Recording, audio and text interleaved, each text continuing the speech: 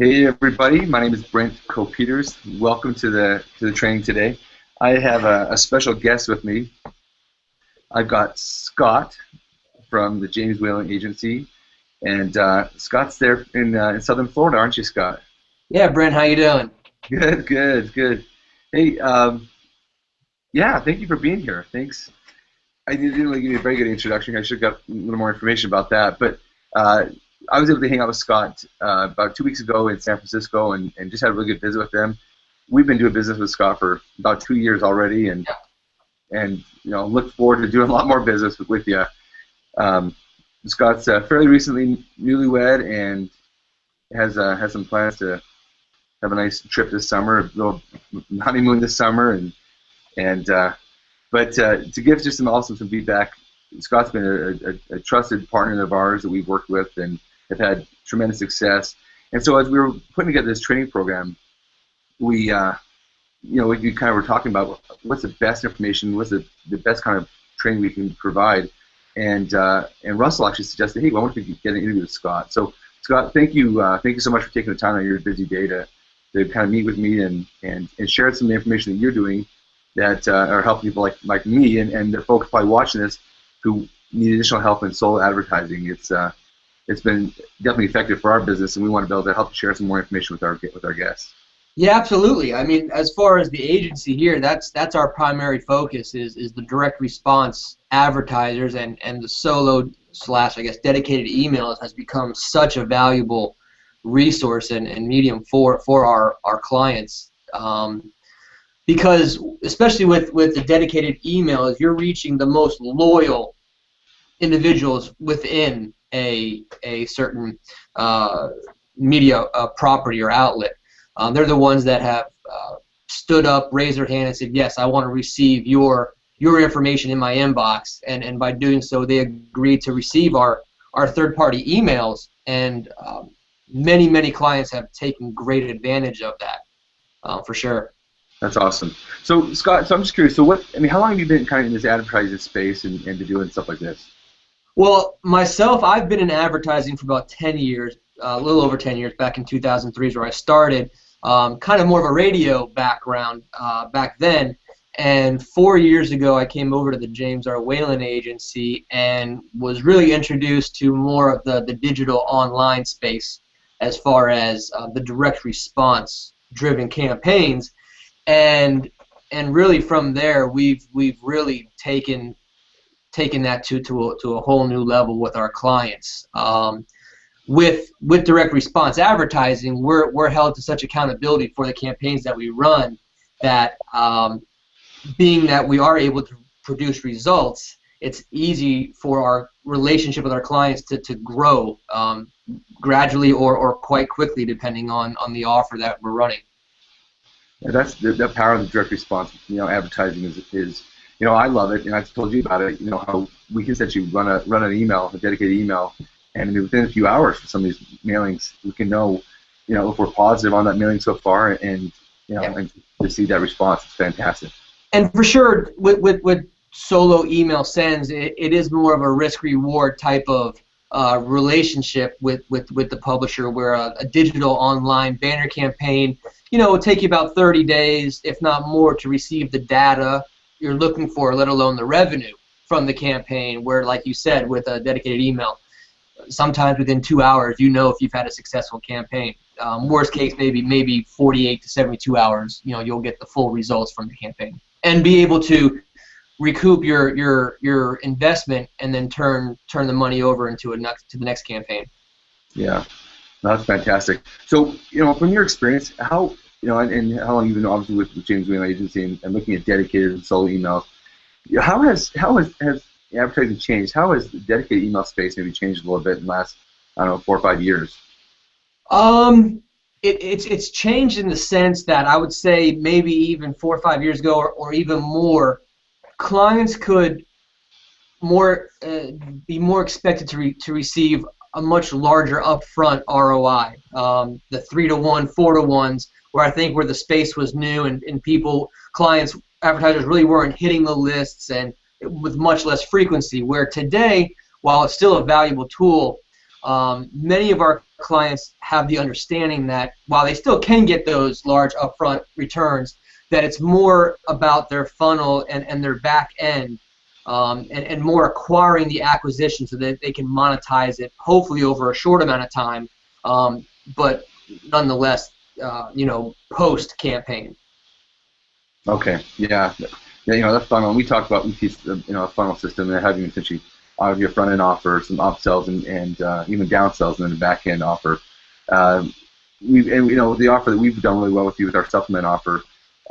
We had to tweak that. We had kind of a trial we started with initially, and we'd sell into continuity. And when we first initially tried nailing with that type of offer, it just took a long time to recoup those costs for our advertising. And when we switched that model up a little bit, and we're selling multiple bottles of our supplement up front, we could see that return on that, and then very quickly pay for that ad, and then through our upsells and the additional things we've sold our customers, generate additional revenue, which made it even more successful for us. Yeah, and that all comes, like you said, from your tests, from your starting back at your launch phase before you even buy any paid media, and then constantly be testing, which you guys have done very well, where you can utilize A/B splits, being able to test different copy to one email send if the publisher allows it. Not all of them do, but the ones that do, I always recommend that, especially because if you're in the testing phase, you're able to use a control that will probably make up for any inadequacies of the test, and if the test does well, then the overall campaign as a whole is gonna do even that much better. But that also allows you to scale up much quicker once you've honed it in, and you have a much more comfort level, because ultimately your return, your ROI, is based on the price you're paying for the campaign.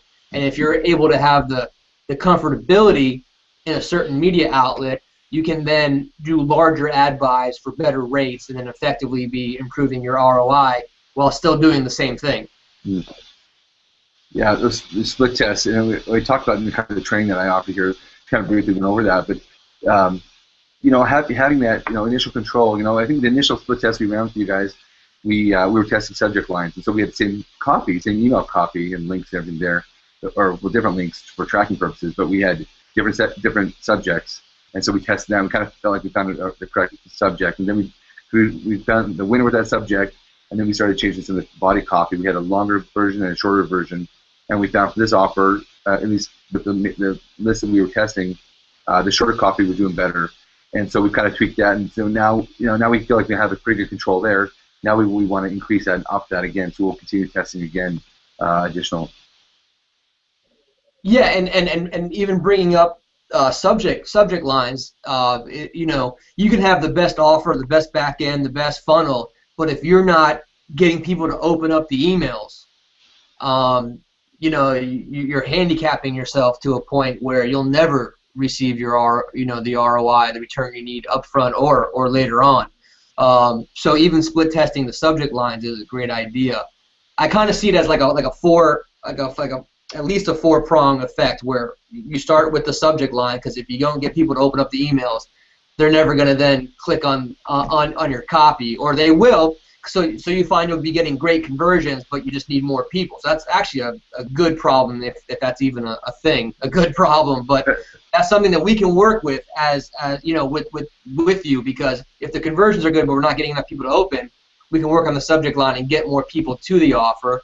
And then of course, once you get the audience clicking on your offer, you then are relied upon your offer, the actual offer, and how strong the offer is. Because really what the media company can do, we'll get as many people as we can to your offer, to your landing page. From there, hopefully it is a good fit for the audience, but you have to rely on your offer, and then they go into your funnel.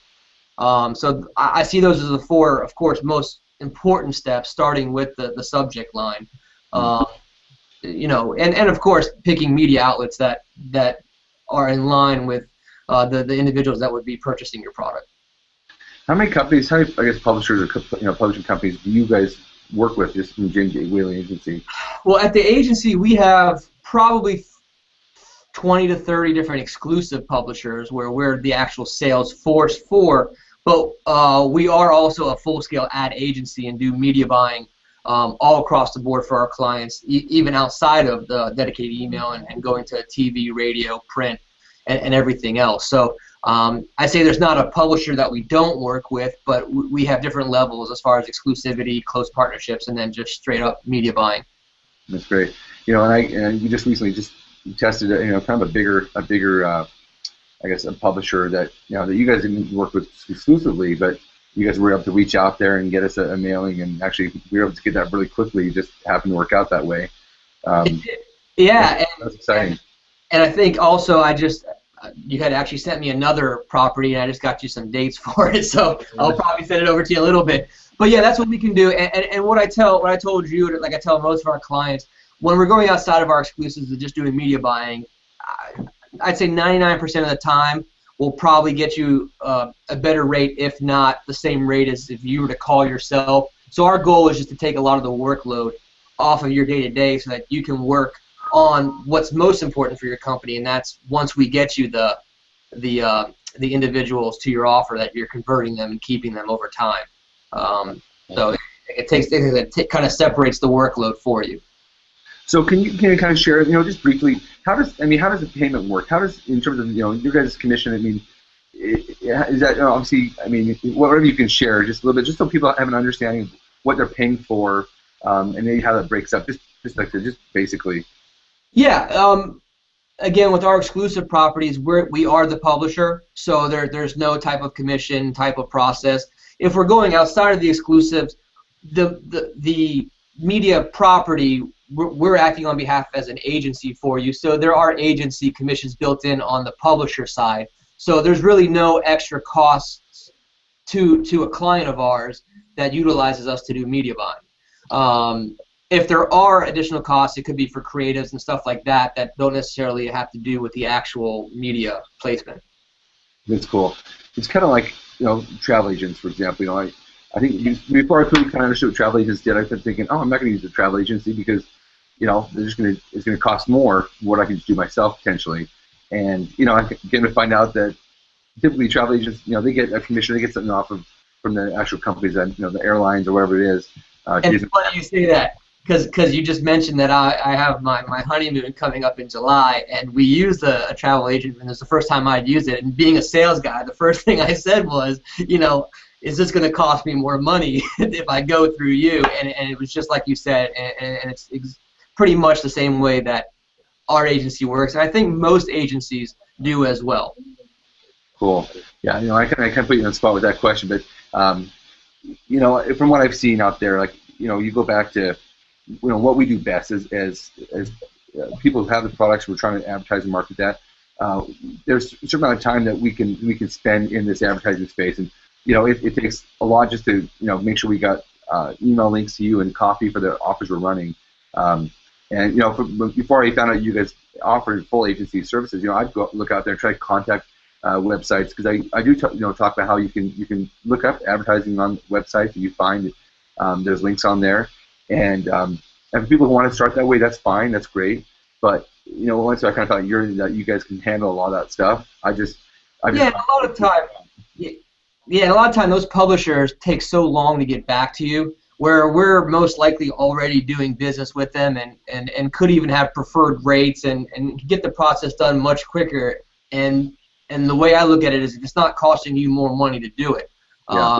We have a full support staff here. When you work with the agency, it's not just me as your salesperson. We have a whole team of sales coordinators and media buyers and traffickers, as well as accounting and everything else that support the sales team, which makes it really nice for us, because I'm able to then talk with my client, or you, Brett, about bigger and better ideas, opposed to worrying about the stuff that we've already put in place.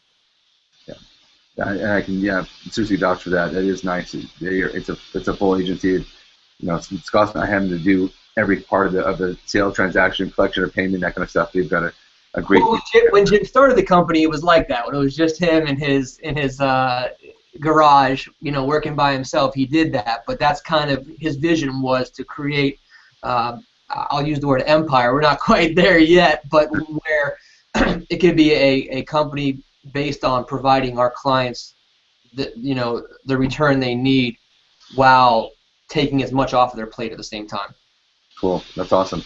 What do you, in your opinion, what do you think is the most important, if there is one important component or a couple of components to solo or dedicated emails? To narrow it down to just one is tough. But what I see a lot of times is a new advertiser will run a campaign with us or with somebody else, and it doesn't work, and they abandon the concept right away.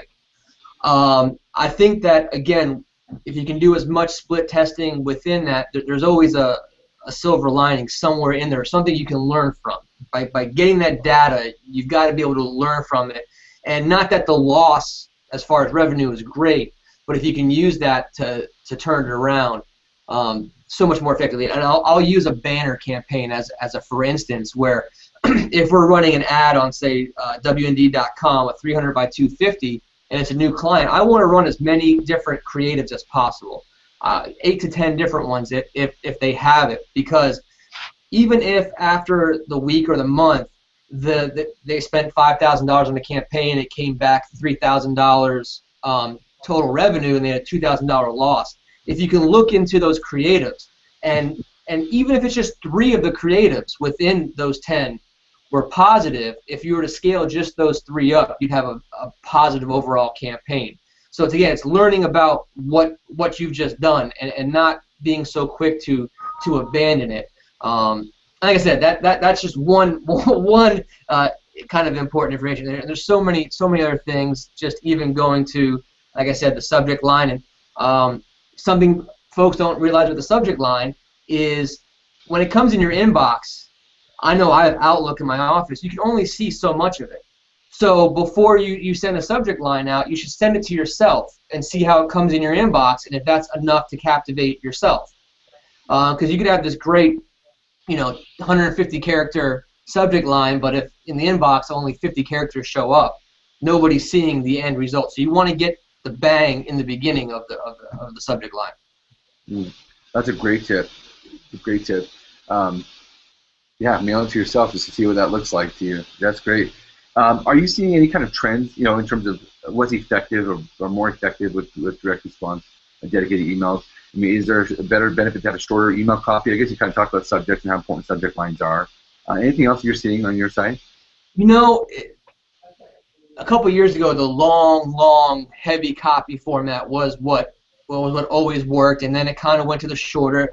The VSL, the video sales letter, has become such an important tool. I've even had some clients that have run VSLs for several years now that are trying new concepts within the VSL, not just a straight up sale. So they're always trying to mold something new. And actually, I just had a client that just did that, and they were kind of bummed because the new concept that they just rolled out only matched their control.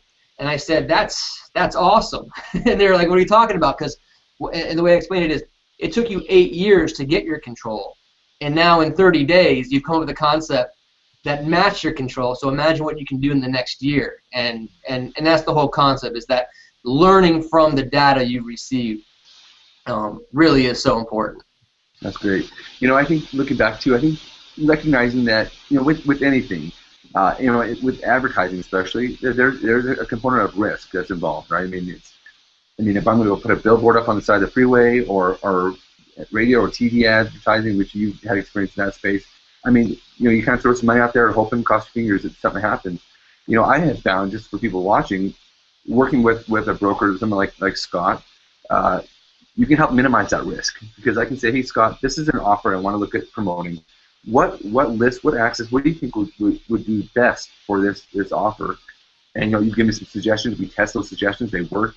I ask, okay, Scott, that's worked. Give me some more ideas, and we've kind of ramped it up that way. And so, for those out there wanting to try this, that's why I recommend working with someone like Scott, because they see it. They see offers all over. They see different type of offers in different spaces, whether it's internet marketing or whether it's the health space or whether it's the finance space. I mean, whatever that is. I use you almost as a consultant in that respect, and I appreciate your help. No, I appreciate you saying that, and I think something that we've been able to do really well is set our expectations from the beginning.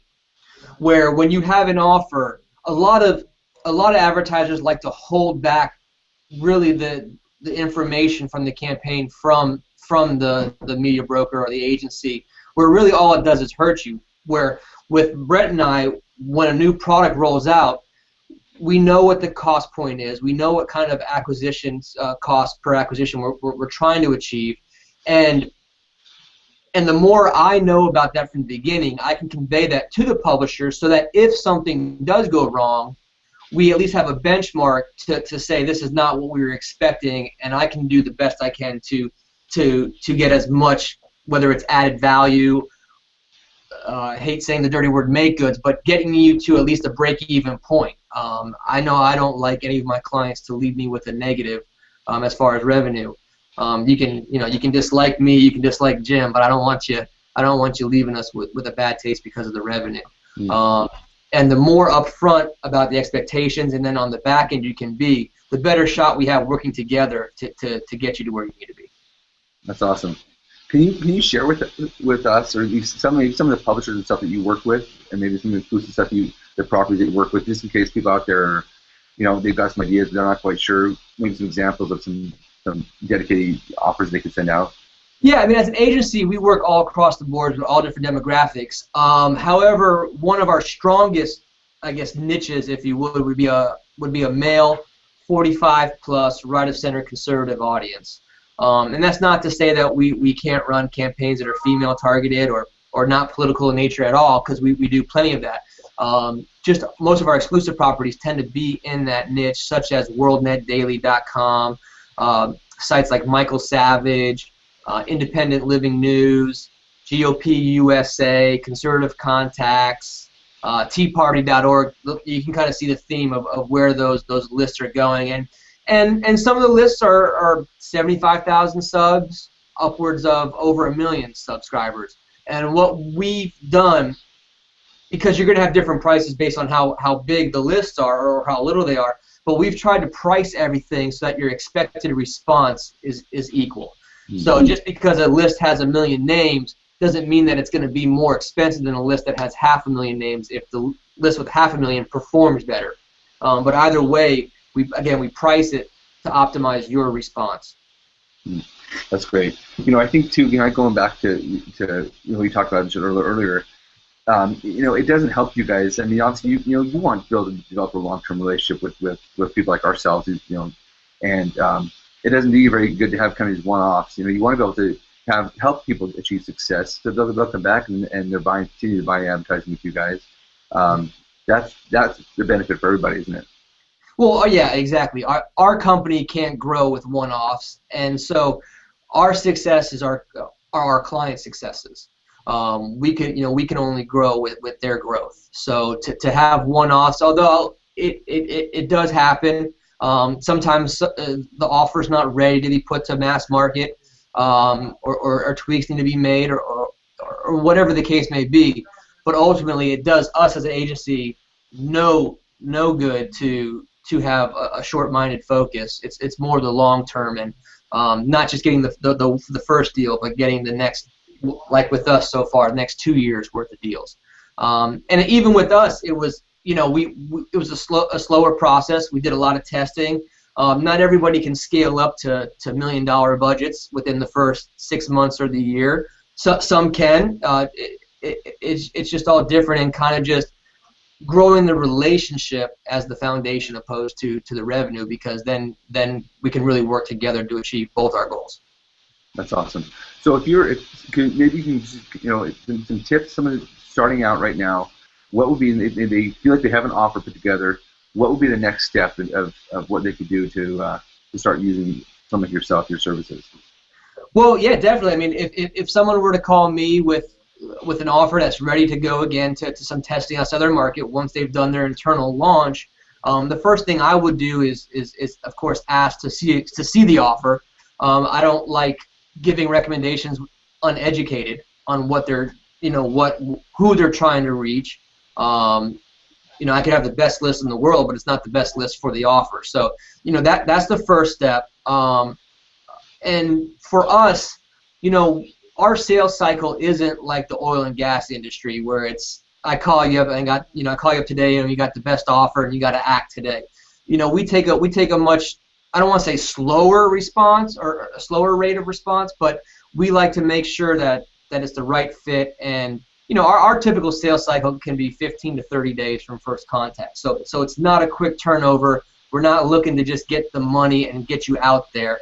We want to find the right fit. If it happens sooner, that's fine. But especially with dedicated emails, solo emails, you're probably going to be about 2 to 3 weeks out for booking purposes anyways, just scheduling, because the lists don't send 14 emails a day. At most maybe 2, and even then that's a lot. So there is time involved, and again, but once the campaign goes out, you can recoup and get your results fairly quickly. Awesome.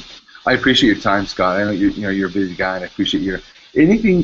Just in kind of closing, anything that I'm missing, or any last words of advice or help you can offer people who are new to this, who want to get in and start doing some testing?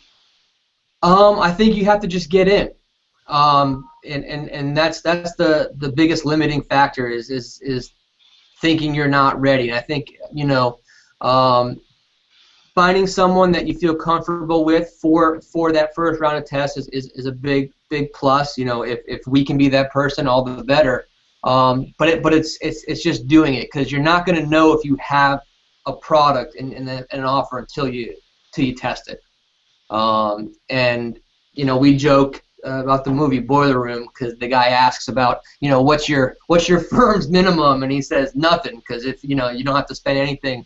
And it's kind of the same thing where you really don't have to spend anything, but you have to be to a point where you're willing to test it and take that risk and not have your company fold based on that test.